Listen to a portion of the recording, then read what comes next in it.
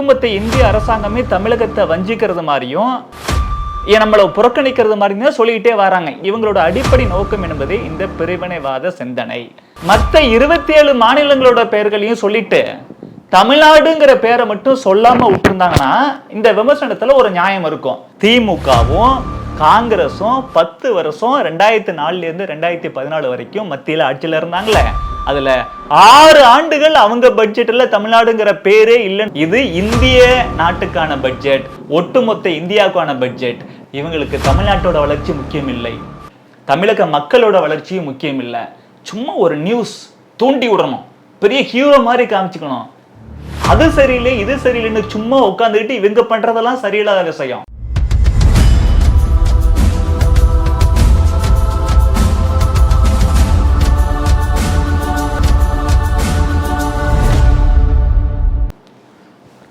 ஒரே நாடு நேயர்களுக்கு வணக்கம்.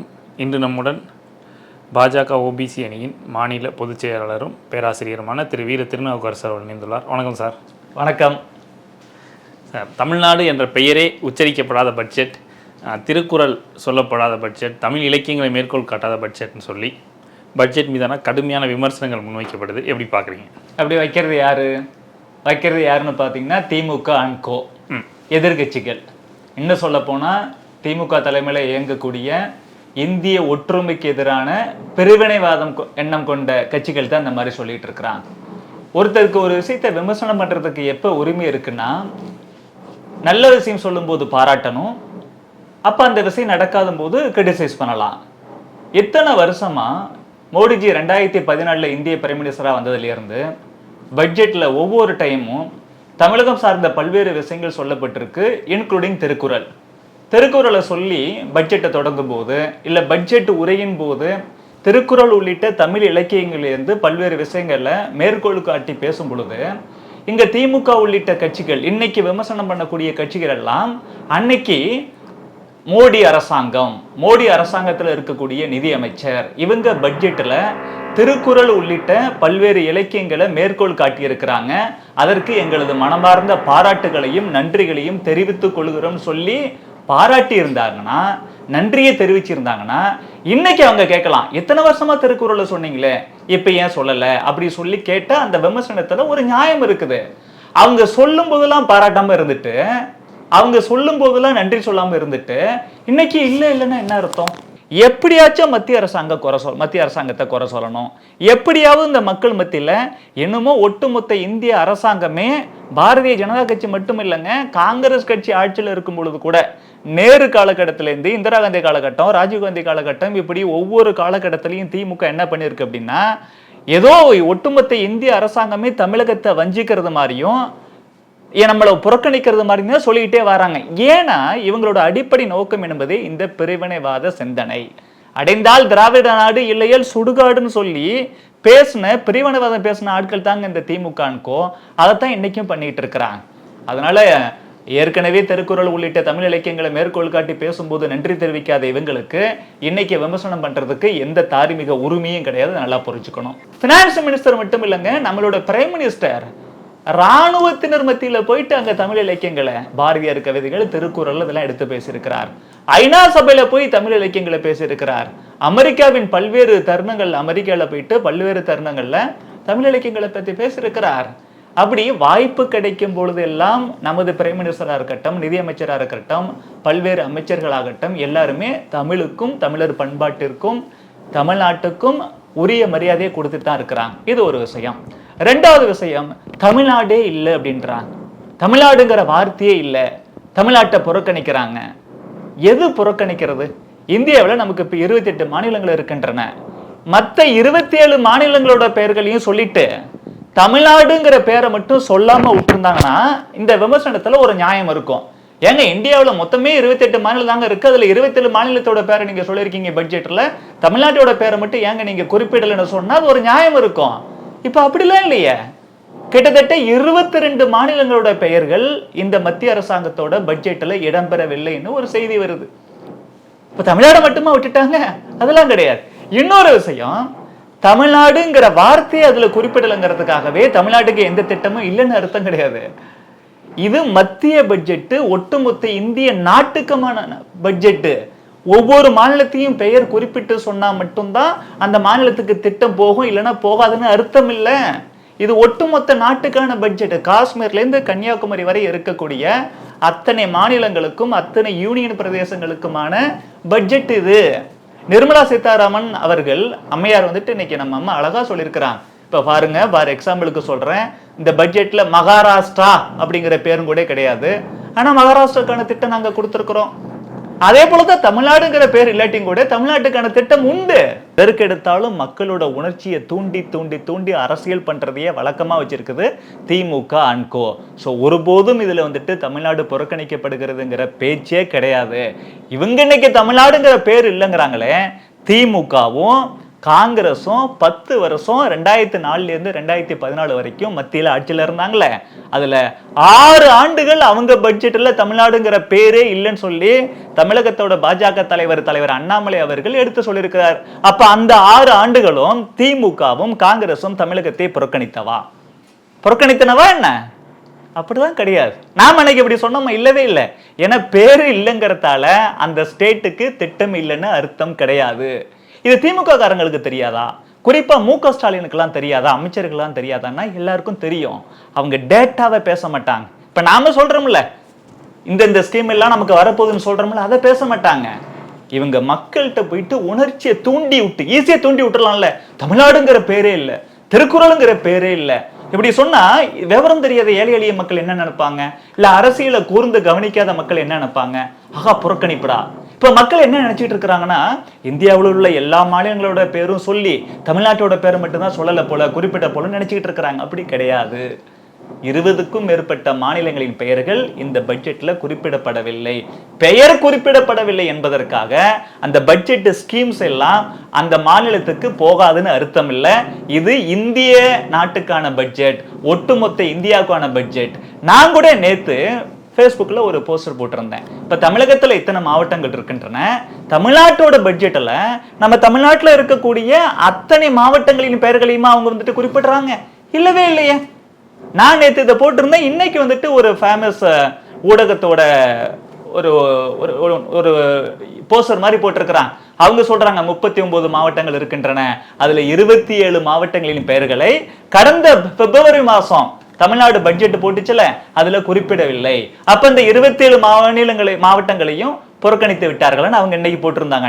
நேத்து நான் போட்டது இன்னைக்கு அவங்க போட்டிருக்கிறாங்க. ஸோ விஷயம் என்ன அப்படின்னா, மாநிலத்தோட பட்ஜெட் வரும்போது அந்த மாநிலத்தில் இருக்கக்கூடிய அத்தனை மாவட்டங்களின் பெயர்களையும் குறிப்பிட முடியாது. அதற்காக குறிப்பிடப்படாத மாவட்டங்களுக்கெல்லாம் திட்டங்கள் போய் சேராது என்று அர்த்தம் இல்லை. அதே போல ஒட்டுமொத்த இந்திய நாட்டிற்கான பட்ஜெட் என்று வரும்பொழுது நாட்டில் இருக்கக்கூடிய அத்தனை மாநிலங்களின் பெயர்களையும் குறிப்பிட முடியாது, குறிப்பிடுவதற்கான வாய்ப்பு வராது. குறிப்பிடப்படவில்லை என்பதற்காகவே அந்த மாநிலங்களுக்கெல்லாம் திட்டங்கள் போய் சேராது அப்படி என்று அர்த்தம் இல்லை. இது மு.க. ஸ்டாலினுக்கும் தெரியும், மற்ற அமைச்சர்களுக்கும் தெரியும், திமுகவுக்கு தெரியும். வேண்டுமென்றே மக்களின் உணர்ச்சியை தூண்டிவிட்டு தேவையில்லாத பிரிவினைவாத அரசியல் பண்ணுவதை பிழைப்பாக வைத்திருக்கிறார்கள். மெட்ரோ 2வது கட்ட நிதி கேட்டிருந்தோம், அது தரல. இது மாதிரி பல்வேறு திட்டங்களுக்கு நான் நிதி கேட்டிருந்தோம், தரலை. ஆனா பீகாருக்கோ ஆந்திராவுக்கோ கணிசமான அளவு நிதி ஒதுக்கப்பட்டுள்ளது அப்படிங்கிறத எப்படி பார்க்கணும்? இந்த மெட்ரோவுக்கு பொறுத்தளவு ஃபர்ஸ்ட் ஃபேஸில் எவ்வளோ கொடுக்கணுமோ அவ்வளோ நிதியும் கொடுத்தாச்சு. இந்த மெட்ரோ நல்லா புரிஞ்சுக்கணுங்க. மாநில அரசாங்கம் ஒரு ஷேர் போடும், மத்திய அரசாங்கம் ஒரு ஷேர் போடுது. அது போல தமிழ்நாட்டோட மெட்ரோ பொறுத்தளவு ஜிக்காங்கிற ஒரு ஜப்பானிய நிறுவனத்திலேருந்து கட்டணம் வாங்குறோம். இந்த 3 பேருமே சேர்ந்து தான் வந்துட்டு நிதி கொடுக்குறோம். இந்த ஃபர்ஸ்ட் ஃபேஸுக்கான எல்லா நிதியையும் மத்திய அரசாங்கம் கொடுத்து விட்டது. அடுத்தது இந்த ஃபர்ஸ்ட் ஃபேஸ்லேயே எக்ஸ்டென்ஷன் சொல்லி அடுத்ததான் ஒன்று கொண்டு வந்தாங்க, அதற்கான பணத்தையும் கொடுத்துட்டாங்க. அடுத்தது செகண்ட் ஃபேஸ் இருக்குது. இந்த செகண்ட் ஃபேஸ் என்பது 2028 வரைக்கும் இந்த வேலை நடக்கும். 2ஆம் கட்ட பணிகள் என்பவை 2028 வரைக்கும். இந்த மெட்ரோவிலலாம் என்ன செய்வாங்கன்னா, இதுல சில ப்ராஜெக்ட்லாம் ரொம்ப டெக்னிக்கலுங்கிறது, அதனால மக்களுக்கு இந்த ஃபீல்டில் இருக்கிறவங்களுக்கு தெரியும் ஒழிய மக்களுக்கு பொதுவாக இதெல்லாம் கவனம் செலுத்த மாட்டாங்க. இது என்னன்னா யூட்டிலைசேஷன் சர்டிஃபிகேட்னு ஒன்று இருக்கு. அமௌண்ட்டை செலவு பண்ணிட்டு ஏற்கனவே மத்திய அரசாங்கம் ஒரு அமௌண்ட் கொடுக்குது, இந்த ஜிக்காங்கிற நிறுவனம் ஒரு தனியார் நிறுவனம் வந்துட்டு லோன் கொடுக்குது. அவங்கெல்லாம் கொடுத்த அப்புறம் என்ன செய்வாங்கன்னா இதெல்லாம் ஜென்ரல் மெட்ரோ ப்ராஜெக்ட்டுக்கு மட்டும் இல்லை, ஜென்ரலாகவே என்ன நடக்கும்னா, கொடுத்த பணத்தை நாங்கள் இதுக்கெல்லாம் செலவு பண்ணிட்டோம்னு சொல்லி ஒரு யூட்டிலைசேஷன் சர்டிஃபிகேட்டை அவங்க சப்மிட் பண்ணணும். அரசாங்கத்தை சார்பு இந்த மெட்ரோ நிறுவன சார்பில் சப்மிட் பண்ண உடனே அடுத்த கட்டமா அவங்க வந்துட்டு நிதி கொடுப்பாங்க. 2028 வரைக்கும் இந்த 2ஆம் கட்ட வேலைகள் நடைபெற இருப்பதனால் என்ன செய்ய போறாங்கன்னா யூட்டிலைசேஷன் சர்டிபிகேட் தமிழ்நாடு அரசாங்கத்தின் சார்பில் கொடுத்த அப்புறம் ஆட்டோமேட்டிக்கா அடுத்த ஃபேஸுக்கான அமௌண்ட் கொடுக்கத்தான் போறாங்க. அதை போய் பட்ஜெட்ல சொல்லிட்டு உட்காந்துருக்க வேண்டிய அவசியம் இல்லை. பட்ஜெட்டுங்கிறது ஒரு ஓவராலா ஒரு அவுட்லைன் இப்படிதான் வரும். ஆனா இவங்க செய்ய வேண்டியதை செய்யாம விட்டுக்கிட்டு சும்மா மக்கள் மத்தியில உணர்ச்சி தோன்றதுக்காக இப்படி பண்றாங்க. இது மெட்ரோ விஷயம். அடுத்ததான் நீங்க இந்த பீகாரை பத்தி பேசுனீங்க, ஆந்திரா பத்தி பேசுறீங்க. ஆந்திராலாம் நல்லா புரிச்சுக்குங்க. ஆந்திரா வந்துட்டு 2ஆ பிரிச்சாங்க. தெலுங்கானா, ஆந்திர பிரதேஷ் 2ஆ பிரிச்சாங்க. அப்பவே என்ன செஞ்சாங்கன்னா இந்த மாதிரி 2ஆ பிரிச்சுட்டா இன்னைக்கு ஆந்திராவும் தெலுங்கானாவும் ஒன்னா இருக்கும் பொழுது பார்த்தோம்னா அங்க கேபிட்டல் சிட்டியா இருந்தது ஹைதராபாத். ஹைதராபாத்தை சுத்தி தான் அந்த முக்கியமான இண்டஸ்ட்ரீஸ் எல்லாம் இருந்துச்சு, டெவலப்மெண்ட் எல்லாமே இருந்துச்சு. உதாரணத்துக்கு தமிழ்நாட்டோட கேபிட்டல் நமக்கு சென்னை. சென்னையில தான் முக்கியமான தொழில்துறை எல்லாமே இருக்குது. அது மேனுஃபேக்சரிங் இண்டஸ்ட்ரியா இருந்தாலும் சர்வீஸ் இண்டஸ்ட்ரியா இருந்தாலும் நிறைய இருக்குது. இப்போ இங்க சென்னைங்கிறது மற்ற மாநிலங்களை விட தமிழ்நாட்டில் நல்ல வளர்ச்சி அடைஞ்சிருக்கு. அதே போலதான் வந்துட்டு ஆந்திராவில் ஹைதராபாத் வளர்ச்சி அடைஞ்சிருந்துச்சு. அது ஆந்திரா தெலுங்கானா 2ஆ பிரிச்ச அப்புறம் கேபிட்டல் அந்த ஹைதராபாத்ங்கிறது தெலுங்கானா கூட போயிடுச்சு. அப்ப ஆந்திராவுக்கு ஒரு கேபிட்டல் இல்லாம இருந்துச்சு. ஒரு நல்ல ஹைதராபாத் அளவுக்கு வெல் டெவலப்டு ஒரு கேபிட்டல் வேணுங்கிறதுக்காக சந்திரபாபு நாயுடு அன்னைக்கு வந்துட்டு முதலமைச்சராக இருந்தவர் அவர் என்ன செஞ்சாருன்னா நாங்க இந்த அமராவதின்னு சொல்லி ஒரு புதுசா ஒரு கேபிட்டல் உண்டு பண்ண போறோம் அப்படின்னு சொல்லிட்டு இருந்தாங்க. அப்பவே காங்கிரஸ் கட்சி என்ன சொன்னிச்சுன்னா மாநிலத்தை 2ஆ பிரிச்சா ஹைதராபாத் வந்துட்டு தெலுங்கானா கூட போயிடுச்சுன்னா ஆந்திராவுக்கு புதிய தலைநகரத்தை அமைத்துக் கொள்வதற்காக முழு பணமும் நாங்க கொடுப்போம்னு அவங்க சொல்லியிருந்தாங்க. மறுபடியும் என்ன ஆச்சுன்னா ஆந்திரால வந்துட்டு ஆட்சி மாறி போயிடுச்சு. ஜெகன்மோகன் ரெட்டி வந்துட்டு ஆட்சிக்கு வந்துட்டார். ஆட்சிக்கு வந்த அப்புறம் அவர் என்ன செஞ்சாருன்னா அமராவதி புது கேபிட்டல், எனக்கு ஒரே ஒரு கேபிட்டல் வேண்டாம், நான் நிர்வாகத்துக்குன்னு ஒரு கேபிட்டல் வச்சுப்பேன், நான் வந்துட்டு நீதி நிர்வாகத்துக்கு ஒரு கேபிட்டல் வச்சுப்பேன், இந்த மாதிரி ஒரு 5 கேபிட்டலா வச்சுப்பேன்னு அவர் சொல்லிட்டார். இப்ப அவர் அமராவதிங்கிற புது கேபிட்டலை உருவாக்கலங்கிறதால கடந்த 5 வருடம் வந்துட்டு அவரு மத்திய அரசாங்கத்திட்ட கேட்கவே இல்லை. இப்ப மறுபடியும் ஆட்சி மாறி சந்திரபாபு நாயுடுவே அங்க வந்துட்டு முதலமைச்சரா வந்திருக்கிறார். அவரோட கொள்கை என்னது? ஆந்திராவுக்கு தனியா ஹைதராபாத் போல நல்ல வளர்ச்சி அடைந்த ஒரு கேபிட்டல் வேணுங்கிறதானே, அமராவதி கொண்டு வரணுங்கிறதால தானே வேணுங்கிறது. அதைத்தான் வந்துட்டு மக்கள் மத்தியில சொல்லி எலெக்ஷன்ல ஜெயிச்சிருக்கிறாரு. மறுபடியும் ஒரு ஆட்சிக்கு வந்த அப்புறம் என்ன செய்யறாரு? அமராவதினு கேபிட்டல் வேணும். ஏற்கனவே காங்கிரஸ் கட்சி எங்களுக்கு உத்தரவாதம் கொடுத்திருக்குது, தேவையான அத்தனை நிதி உதவியும் நாங்க செய்வோம்னு சொல்லி. இப்ப நீங்க கொடுக்கன்னு கேட்கறாங்க, அதனால கொடுக்கறாங்க. இப்போ ஒரு பேச்சுக்கு சொல்றேனே, தமிழகம் ஒரே மாநிலம் தான் இருக்கணும், அதுதான் நம்மளோட கொள்கை. ஆனா புரிதலுக்காக சொல்றேன். இப்ப தமிழகத்தை ரொம்ப பெருசா இருக்கு, 2 மாநிலமா பிரிப்புன்னு சொல்லி பிரிச்சா சென்னைங்கிறது ஏதாச்சும் ஒரு மாநிலத்துக்கு கூட தான் இருக்கும். அப்ப புதுசா பிரிக்கப்பட்ட ஒரு மாநிலத்துக்கு கேபிட்டல் ஒன்று புதுசா உண்டு பண்ணணும் அப்படின்னா அவங்களுக்கு எங்கேருந்து காசு வரும்? பொதுவா மத்திய அரசாங்கம் தான் கொடுக்கும். இதுதான் ஆந்திர பிரதேசத்துல நடந்திருக்குது. அமராவதிக்கு 15,000 கோடி ரூபாய் கொடுக்குறாங்க. இன்னும் சொல்ல போனா இந்த 15,000 கோடி ரூபாங்கிறது இந்த காலகட்டத்தில் 10 தெரியாது, 10 இல்லைன்னா மாநில அரசாங்கம் தான் பார்த்துக்கணும். ஸோ ஆந்திராவுக்கு ஏதோ ஸ்பெஷலா சிறப்பா செஞ்சதான் நினைச்சுக்க வேண்டாம், அப்படி இல்லவே இல்லை. பீகார் எடுத்துக்கலாம். இங்க உள்ளவங்க என்ன சொல்றோம்? பீகார் இந்திக்காரன், பீகாரி, பானிபூரி அங்கெல்லாம் வளரவே இல்லை, படிக்கவே இல்லை, வேலை வாய்ப்பு இல்லை, லேண்ட் ஆர்டர் சரியில்லை, இன்ஃப்ராஸ்ட்ரக்சர் டெவலப் ஆகலை, எந்த ஒரு டெக்னாலஜி அங்கே டெவலப் ஆகலை, ரொம்ப பின்தங்கி இருக்குது, தமிழகம் தான் நாங்கள் முன்னேறி இருக்கு அப்படிதானே இங்கே திமுக சொல்றாங்க. அப்போ வளராத மாநிலத்துக்கு அவங்கள மேலே தூக்கி விடுறதுக்கு எக்ஸ்ட்ரா கொஞ்சம் நிதி கொடுத்தா என்ன? இப்போ காசி இருக்கு, வாரணாசி எடுத்துக்குங்களேன், உத்தரப்பிரதேசத்தில் காசி கோயில் வந்துட்டு மோசமாக இருந்துச்சு. நரேந்திர மோடி பிரைம் மினிஸ்டர் ஆன அப்புறம் இந்த காசி கோயிலை ரொம்ப பிரம்மாண்டமாக மாற்றி வச்சிருக்கிறாரு. சும்மா சூப்பராக இருக்கு, கிளீனாக இருக்கு, கங்கையே அவ்வளோ சூப்பராக இருக்கு. அந்த காசி விஸ்வநாதரை போயிட்டு தரிசனம் பண்ணும் பொழுது அதை உள்ள போகும்போது அவ்வளோ சந்தோஷமா இருக்கு. தமிழ்லாம் எழுதியிருக்குது, இங்க உட்காந்துக்கிட்டு எல்லாம் தமிழும்பா, இந்தி ஒழிகம்பா. உத்தரப்பிரதேசம் என்பது இந்தி பேசக்கூடிய மக்கள் வாழக்கூடிய பகுதி. அங்க இந்தியில மட்டும் எழுதப்படல, எல்லாமே ஒவ்வொரு அனௌன்ஸ்மெண்ட்டும் இந்திலையும் இருக்கும், தமிழ்லயும் இருக்கும். காசியில வந்துட்டு அந்த காசி கோயில சூப்பரா ஆக்கின அப்புறம் இந்த ஸ்பிரிச்சுவல் டூரிசம்ங்கிறது ரொம்ப அதிகமாயிடுச்சு. நாடு முழுவதும் நிறைய பேர் வராங்க. உலகின் பல்வேறு பகுதியில இருந்து இந்தியர்கள் காசி கோயிலுக்கு வந்துட்டு விஸ்வநாதரை தரிசனம் பண்றாங்க. இதனால என்ன ஆகுதுன்னா அந்த டூரிசம் அதிகமாகிறதால மக்களோட வாழ்க்கை தரம், பொருளாதாரம் அதிகமாகுது, பொருளாதாரம் வளர்ச்சி அடையுது, வாழ்க்கை தரம் உயருது. அதே போல பீகார் என்பதும் ரொம்ப பழமை வாய்ந்த பகுதி. நம்ம பாரத நாடு எல்லாமே பழமை வாய்ந்தது. அதுல சில கோயில்கள், குறிப்பா புத்த கோயில்கள், புத்த கயான்னு சொல்றோம், அது இப்ப நாலந்தா பல்கலைக்கழகம், இந்த மாதிரி இடத்தெல்லாம் இன்னும் நம்ம டெவலப் பண்ணோம்னா இந்த டூரிசம் இன்னும் அதிகமாகும். டூரிசம் இன்னும் அதிகமாகனா ஆட்டோமேட்டிக்காக என்ன ஆகும், அங்கே வந்துட்டு பொருளாதாரம் அதிகமாகும், நிறைய பேருக்கு வேலை வாய்ப்பு கிடைக்கும், ஏழை எளிய மக்கள் வந்துட்டு வாழ்க்கையில் கொஞ்சம் முன்னேறுவாங்க. அப்படிங்கிறதுக்காக அந்த இன்ஃப்ராஸ்ட்ரக்சரை டெவலப் பண்ணுறதுக்காக அரசாங்கம் இங்கே கூடுதல் நிதி கொடுத்துருக்குது. தமிழகம் தான் ஏற்கனவே எல்லாத்துலேயும் நம்பர் 1 சொல்லிக்கிறீங்களே.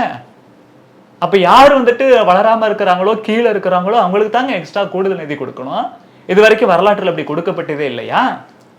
ஒரு காலகட்டத்தில் என்ன சொன்னிச்சு திமுக, வடக்கு வாழ்கிறது தெற்கு தேய்கிறதுனாங்க. இப்போ தெற்குல குறிப்பாக தமிழகம் தான் எல்லாத்துலேயும் நம்பர் 1 சொல்கிறாங்க. இப்போ ஒரு தாய் என்ன பண்ணணும், 2 குழந்தை இருக்குது அப்படின்னா ஒரு குழந்தை நல்ல ஆரோக்கியமாக இருக்குன்னா அந்த குழந்தைக்கு நார்மலான ஃபுட்டு கொடுத்தா போதும்.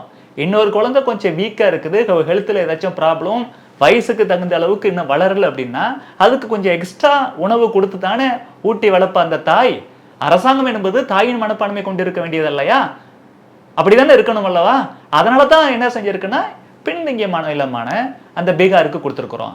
மோடி அவரோட தாய் மாநிலமான குஜராத்துக்கு அதிகமாக கொடுத்துட்டாரா? உத்தரப்பிரதேசம் நாட்டிலே பெரிய மாநிலம், அதுக்கு ஏதாச்சும் ஸ்பெஷலாக கொடுத்தாரா? மத்திய பிரதேசத்தில் பிஜேபி தான் ஆளுது, அதுக்கு கொடுத்தாரா? ராஜஸ்தானுக்கு கொடுத்தாரா? இல்லவே.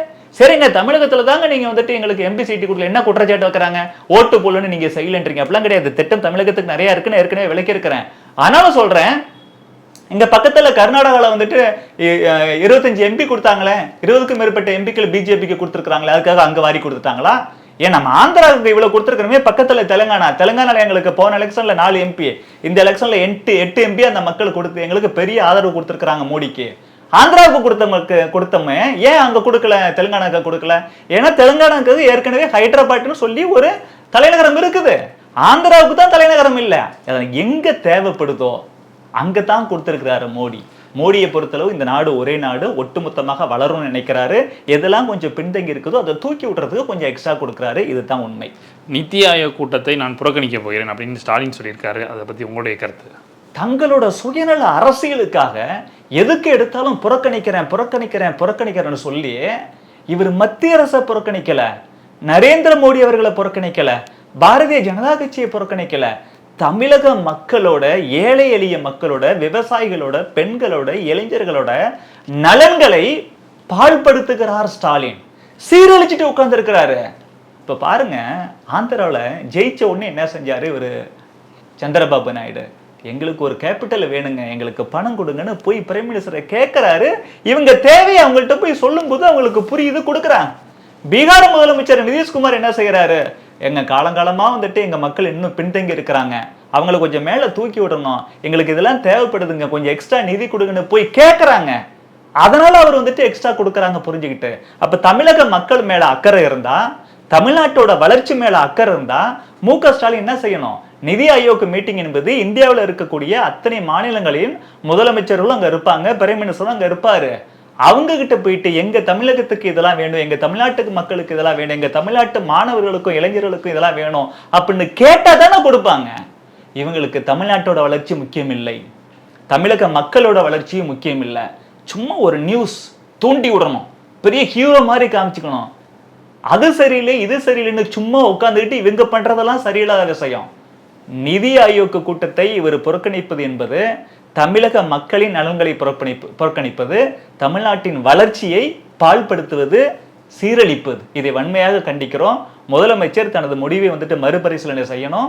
நிதி ஆயோக் கூட்டத்தில் மற்ற ஸ்டேட்டோட முதலமைச்சர்களை போய் கலந்துக்கிறது மாதிரி இவரும் கலந்துக்கணும். ஒரே நாடு நேருடன் உங்கள் கருத்துக்களை பயன்படுவதற்கு நன்றி சார். நன்றி.